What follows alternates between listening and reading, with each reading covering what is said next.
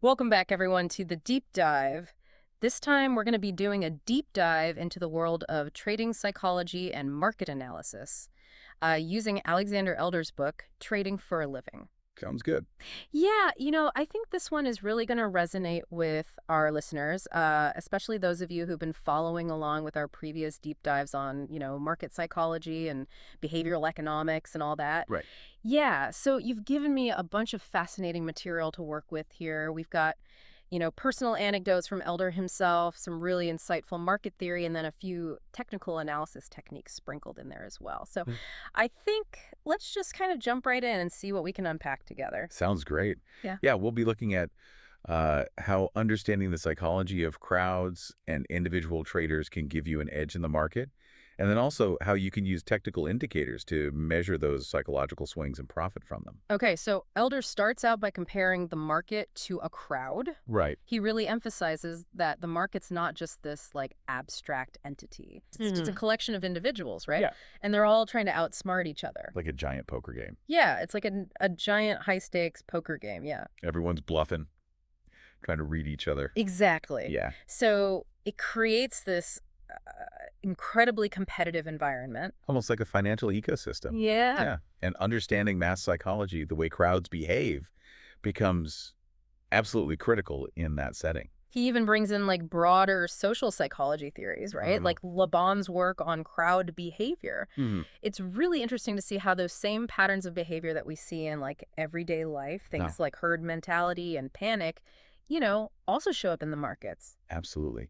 Recognizing those patterns can give you a real edge as a trader, Yeah. right?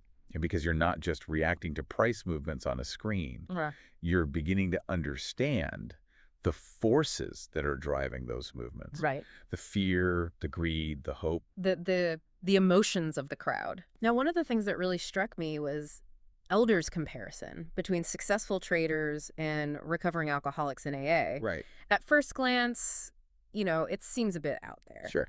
Um, but I'm curious, what do you make of that comparison?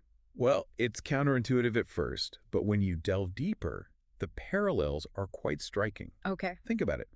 Both groups have to acknowledge their lack of control over a force greater than themselves. Mm. For alcoholics, it's alcohol, obviously. For Mm. traders, it's the market. It's about recognizing that you can't force the market to do what you want. Right. You have to adapt to its movements, just like someone recovering from addiction has to adapt to a new way of life. Exactly. And that surrender, that acceptance of powerlessness, Yeah. is actually the first step to gaining control. Okay. Elder talks about how admitting you don't have all the answers, that you can be wrong, is crucial for growth as a trader. He also talks about hitting rock bottom as a potential turning point. Right. Have you ever seen this happen with traders you've known? Like that moment of clarity where they realize their old ways just aren't working? Absolutely. Many Right. times. Yeah. It can be a painful experience, but often it's that rock bottom moment that forces them to confront their bad habits Right. and make a change. He even talks about, Elder himself talks about losing a significant amount of money early in his trading career Right. and how that kind of forced him to reevaluate his whole approach. Exactly. So let's talk about managing emotions. Okay. Elder's a big believer in that. Sure. He says fear, greed, hope, and despair can sabotage even the most brilliant trading system. It's like these emotions are always lurking in the shadows, ready to trip us up. They are. And even if you have a solid understanding of market mechanics, Yeah. if you let your emotions dictate your decisions, you're going to run into trouble. Mm-hmm. It's like driving a car with the gas pedal floored and no brakes. Right. You might go fast for a while, but you're headed for a crash. Okay, so how do we stop ourselves from becoming an emotional wreck every time the market dips? Does Elder offer any practical advice? He does. He talks about things like having a clear trading plan, knowing your entry and exit points before you even place a trade. Setting realistic expectations is huge too. Don't expect to get rich overnight, and don't beat yourself up when you make mistakes. Yeah. Everyone loses trades sometimes. He also emphasizes the importance of taking breaks, Right. right? Not staring at the charts all day, every day. Sometimes you just need to step away and clear your head. Right. It's like an athlete training for a marathon. Mm-hmm. You need rest and recovery to perform at your best. Yeah. Same goes for trading. So we've talked about the market as a crowd, the importance of managing emotions, but how do you actually, analyze the market and make informed decisions? Is that where technical analysis comes in? Exactly. And Elder argues that technical analysis isn't just about memorizing charts and patterns. Okay. It's about reading the footprints of the crowd. Okay. Imagine you're a detective at a crime scene, Okay. looking for clues to figure out what happened. Technical analysis is like that. Gotcha. You're looking for clues in the charts to figure out what the crowd is thinking and doing. Okay, so he's talking about using technical indicators, Right. things like trend following indicators and oscillators Exact. to try to get a read on the market psychology. Right. Trend following indicators like moving averages can help you identify the direction of the market's momentum. They're like following a trail of breadcrumbs. Mm-hmm. They show you where the crowd has been and might be heading. Okay. And then oscillators like MASD histogram and Williams-Purcell Mm-hmm. can help pinpoint potential turning points. It's like they're measuring the emotional temperature of the crowd. Okay. When they get too greedy, the market might be overbought. When they get too fearful, it might be oversold. So these indicators are like tools to help you navigate the emotional roller coaster of the market. Exactly. They can help you spot potential opportunities, avoid getting caught up in the hype or the panic. Right. But remember, no indicator is perfect. They're just tools, and like any tool, they need to be used correctly. So it's not about just blindly following signals. Right. It's about using these tools to help you understand the bigger picture, Right. the story the market is telling. Exactly. And that's where the real skill comes in, right? Being able to interpret those signals, Absolutely. filter out the noise, and make informed decisions. And that's something we'll delve into further as we continue our deep dive. All right, so we've laid some of the groundwork here for understanding the emotional forces at play in the market. But let's get a little bit more concrete, how do we actually start to read the market using technical analysis? Where do we even begin? Well, Elder starts with something deceptively simple. A lot of new traders overlook it. The definition of price itself. Okay. It's not just a number on a screen. It represents something much deeper. Okay, so it's not just about the dollar amount, the price tag. There's more to it than that. Exactly. Think of price as a snapshot of this constant battle between buyers and sellers. Okay. It's that momentary truce, that agreement they reach that gets reflected in the price you see. Mm-hmm. But remember, that agreement is constantly shifting Right. as new information comes in, as emotions ebb and flow. So it's almost like price is a living, breathing thing, Exactly. constantly moving, reacting, reflecting the collective sentiment of the crowd. Exactly. Elder uses this great analogy. He says the market is like an ocean. It's going to move up and down, creating waves, regardless of what you want. Okay. You can't fight the tide. You have to learn to ride the waves. So how do we learn to ride those waves? Is that where technical analysis comes in? Exactly. Technical analysis helps us read those ocean currents, if you will. Mm. We look for patterns and signals that can guide our decisions. Okay. One of the most basic yet powerful concepts that Elder introduces is support and resistance. Okay. Support and resistance. I've heard those terms thrown around, but to be honest with you, I'm still a little fuzzy on what they actually mean. Think of them like psychological barriers. Okay. Support is a price level where the market has historically struggled to move below. Okay. It's like a floor. Buyers tend to step in at this level, preventing the price from falling further. Okay. Resistance, on the other hand, is like a ceiling, a price level where the market has struggled to break above. Gotcha. Sellers tend to take profits or enter new short positions at those levels, pushing the price back down. So it's almost like these levels become self-fulfilling prophecies. Exactly. Traders see them, they anticipate them, and that anticipation actually reinforces their strength. Exactly. It's a bit like a psychological game. Well, And that's why understanding support and resistance is so crucial. right. They can give you a sense of where the crowd might react, Okay. where the battle between buyers and sellers is likely to be most intense. All right, so we've got support and resistance. What other tools does Elder give us to read these market currents? Well, he talks about trend lines, which connect a series of higher highs and higher lows in an uptrend, or lower highs and lower lows in a downtrend. Okay, They help you visualize the overall direction of the market's movement, gotcha. like drawing a line in the sand to see which way the tide is flowing. So if we see the price bouncing off a support level a few times, and then we see a trend line forming, connecting those lows, we might start to get the sense that, okay, the market's building some momentum to the upside here. Exactly. It's like getting multiple confirmations, Right. building a case for a potential trade, and then their chart patterns, Okay. like the classic head and shoulders pattern, triangles, flags, and so on. Ah, yes, the chart patterns. Those always seemed a little mystical to me, like trying to, read tea leaves. I understand. A lot of new traders get caught up in trying to memorize these patterns without really understanding what they represent. But remember, these patterns are essentially visual representations of crowd behavior, Okay. repeating cycles of fear and greed playing out on the charts. So it's not just about recognizing a shape, it's about understanding the psychology that's driving that pattern. The Exactly. story it's telling about the sentiment of the crowd. Exactly, and that's why it's so important to be objective, Right. to let the charts speak for themselves, rather than imposing our own biases on them. Right. So we need to be detectives, not fortune tellers. Exactly. Okay, so we've got our support and resistance, our trend lines, our chart patterns. This is all starting to feel like a real detective's toolkit here. But how do we take it to the next level? What about all those like technical indicators I've heard about? Well, Elder goes into quite a bit of detail on computerized technical analysis, which is where those indicators come into play. Think of them like specialized tools Okay. for dissecting the market's movements. He breaks them down into three main categories: trend-following indicators, oscillators, and miscellaneous indicators. Okay, let's break those down a little bit. So, trend following indicators. What are those all about? They do exactly what their name suggests. They help you identify the direction and strength of the trend. Gotcha.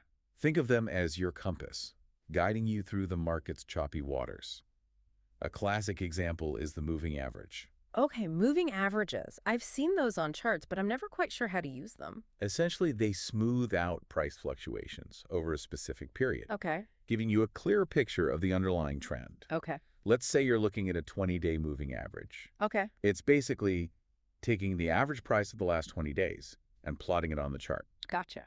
If the current price is above the moving average, it suggests an upward trend, Okay. and vice versa. So it's like a way of filtering out the day-to-day noise Exactly. and seeing the bigger picture, the direction the market's heading in over time. Exactly. And then there are different types of moving averages, like the simple moving average and the exponential moving average, Right. which give different weightings to recent price data.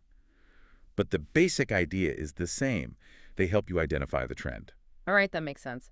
So what about those oscillators? What's their role in all this? Oscillators are a bit like the thermometer of the market. Okay. They measure the emotional extremes, the overbought and oversold conditions that often precede turning points.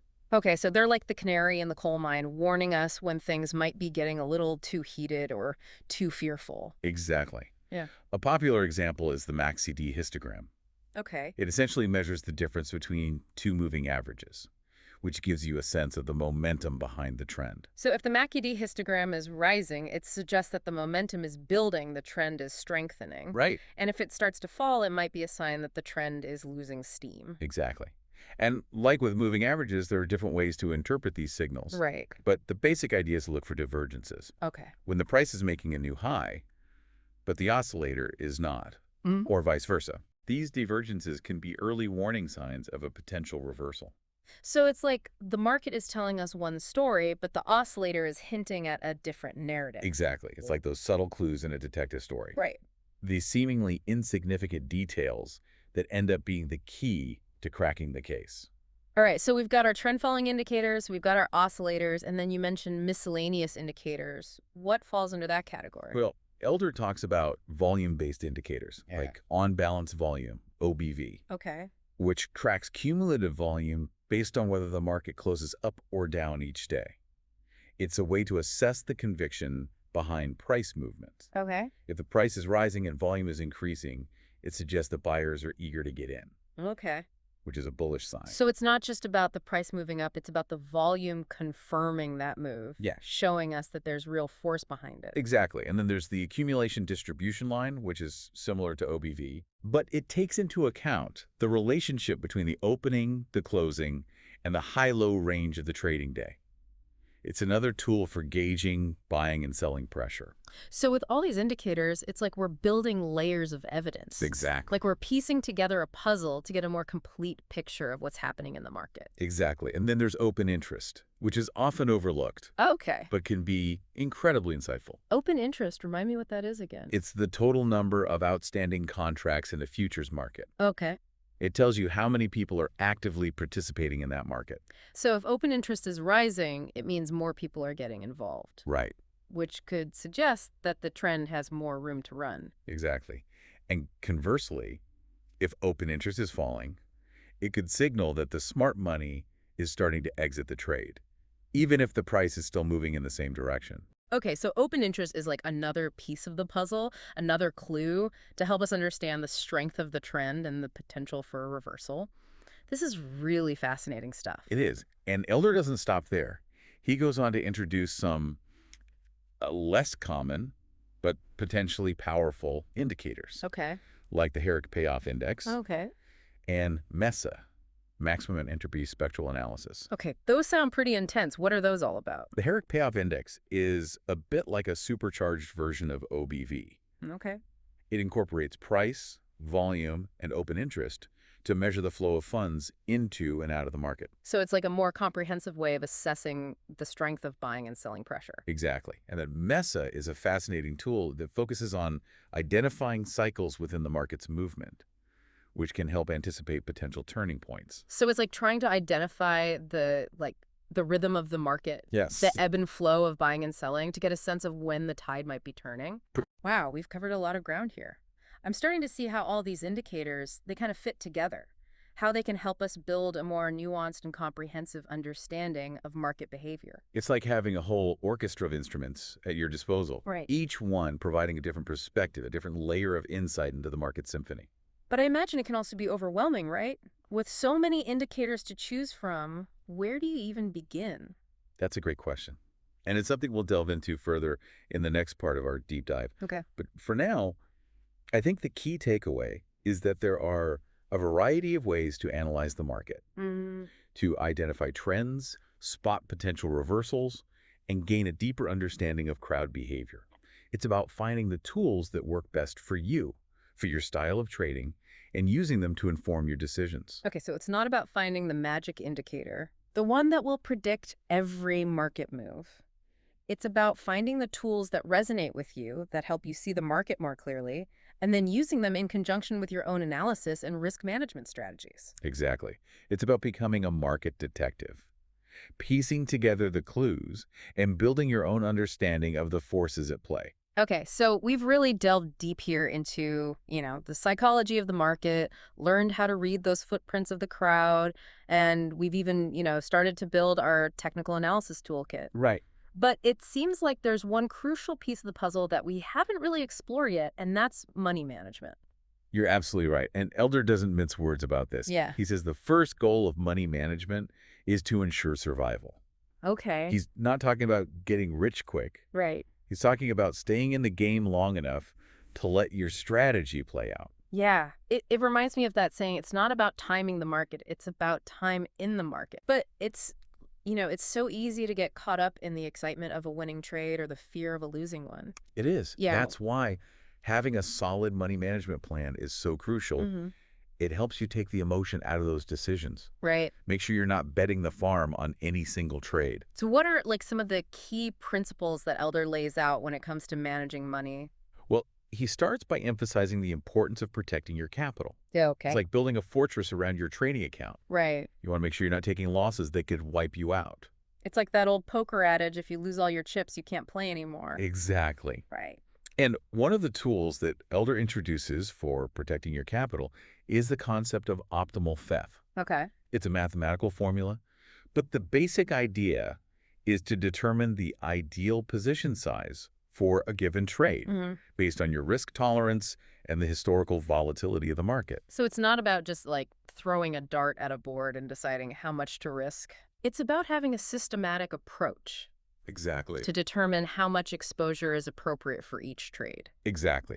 It's about finding that sweet spot Right. between maximizing profits and minimizing risk. Yeah, it's like a tightrope walk, right? Exactly. You want to be aggressive enough to capture gains, Right. but not so reckless that you fall off the rope. Exactly. And diversification plays a key role here too, right? Absolutely. Spreading your risk across different markets, different trading strategies, so you're not putting all your eggs in one basket. Absolutely. Elder likens it to building a portfolio of stocks. Mm-hmm. You don't want to own just one stock no matter how promising it seems. Right. You want to diversify your holdings to reduce your overall risk. Yeah. Same principle applies to trading. So we've talked about mentoring trades, managing risk. Right. But what about exiting trades? Sure. That seems just as important, if not more so.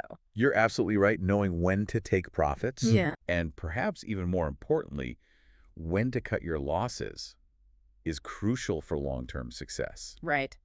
And Elder is a big believer in having clear rules, predetermined exit points. Okay.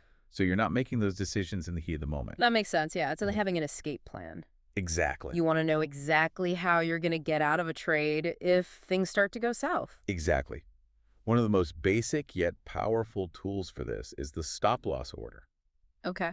It's essentially an order you place with your broker Right. to automatically sell your position if the price falls below a certain level. So it's like a safety net, a Exactly. way to limit your losses on a trade, even if you're not watching the market every second. Exactly. And then there are more advanced techniques, Okay. like trailing stops, which involve adjusting your stop-loss point upwards as a trade moves in your favor Okay. to lock in profits and protect against sudden reversals. So you're gradually moving your safety net up Right. as the trade progresses. Exactly. To make sure that, okay, even if the market turns against me, I've still captured some of those profits. Exactly. I like that analogy. It's a powerful technique.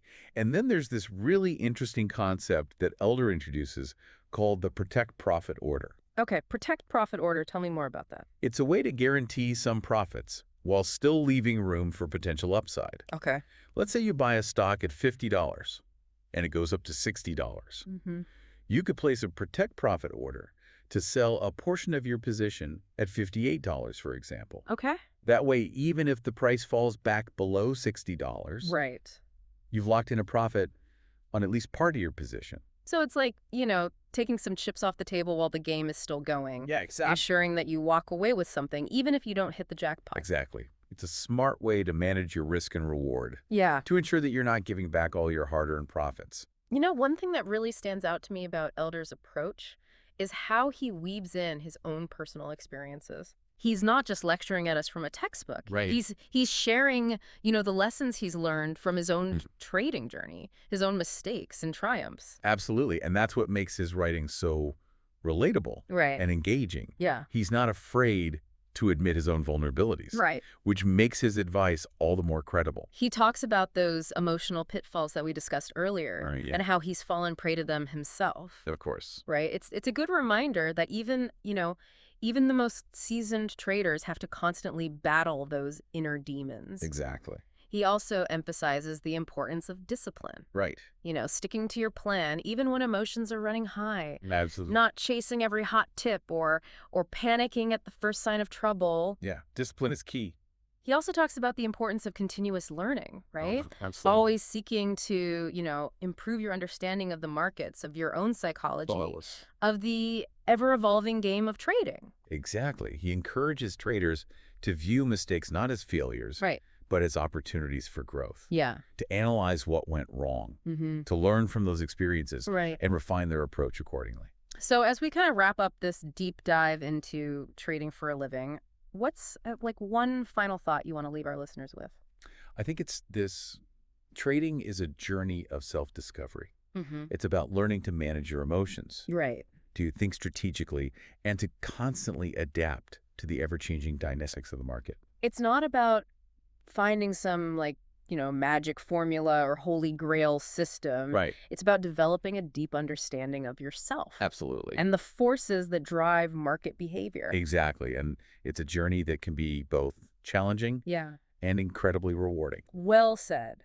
If you're willing to put in the work to study the markets, to hone your skills, and to cultivate the right mindset, you really can achieve success in this fascinating world of trading. Absolutely. Remember, knowledge is power. And in the world of trading, that power is in your hands.